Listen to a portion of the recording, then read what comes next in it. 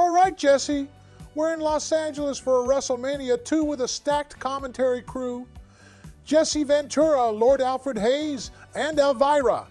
Now, out of all the women who've done commentary on this event, Elvira takes the cake. She's funny, sharp, and she brings that unique brand of entertainment to the table.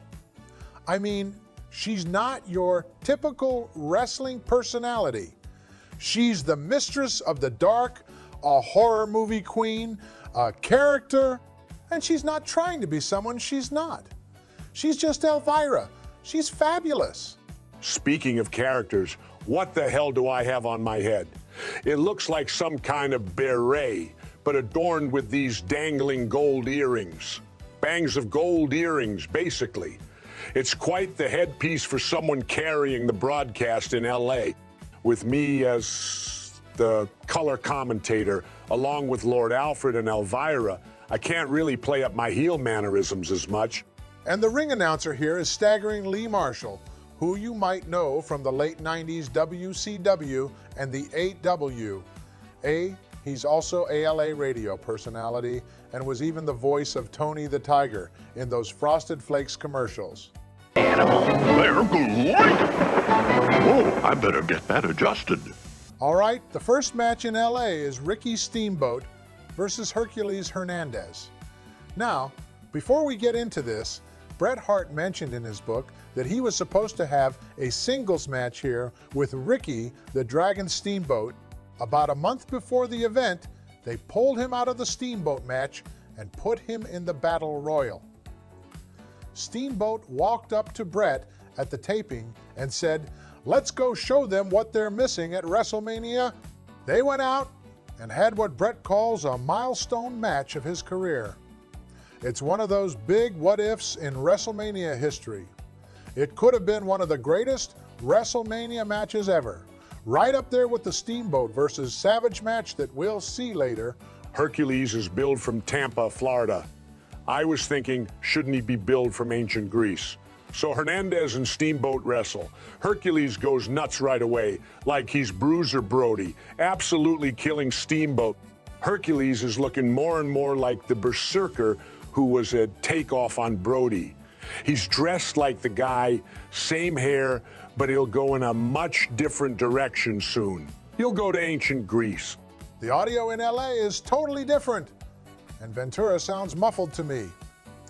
I'm having trouble hearing Elvira too. The crowd seems to be mic'd a little better, but maybe that's just because the announcer seems to be turned down low. A kick to the chest drops Hernandez with a deep arm drag. Vintage Steamboat here at WrestleMania 2. Ventura asks about the scar on his knee, and Elvira says, "He looks like a wimp to me." Well, at least she's having fun. She's saying cutting things, not just those generic platitudes about how excited she is. She's actually engaging with the match instead of just saying things that float into the sky, like some of the other female celebrities featured. A series of leapfrogs by the steamer and the back elbow. Lord Alfred loves the technique and he's aroused. A massive lariat in the corner by Hernandez turns the tables. Steamboat throat first on the top rope looks for the slam. Hernandez has Steamboat, tries to scoop and slam him, but Hernandez lands across him and gets the 2 count. Hercules seems like the kind of gimmick that has the least amount of inspiration. It's almost the most obvious kind of gimmick. He's Hercules, a strong, legendary guy. It seems ridiculous now, but when he becomes the regular Hercules, it's only going to get worse. Elvira says she's used to horror and violence, but this is getting to her. She's engaging well with what's going on.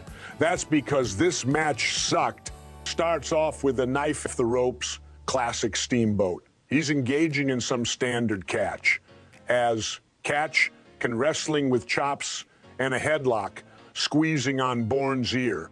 In 7 minutes and 19 seconds, Steamboat defeats Hercules Hernandez in LA to kick off this portion of WrestleMania 2. After Lee Marshall announces Steamboat as the winner, Hercules gets pissed and smacks the ropes. It's as if he didn't already know that he lost. And I wonder if Hernandez is suspicious of a quick count too. This was a standard power versus speed match, which could have been worse, but still wasn't anything worth seeing. Hernandez was a one-dimensional wrestler, which made him a good foil for someone like Steamboat, who could mix up his offense enough to figure out a way around the power. It's a fine match, but really nothing out of the ordinary. And that's all for Steamboat. I liked Hercules for some reason, but for the life of me, I don't get the point of having him considered a better prospect than Bret was. This was the epitome of a throwaway match with nothing special at all going on in it, and nothing of note to talk about, really.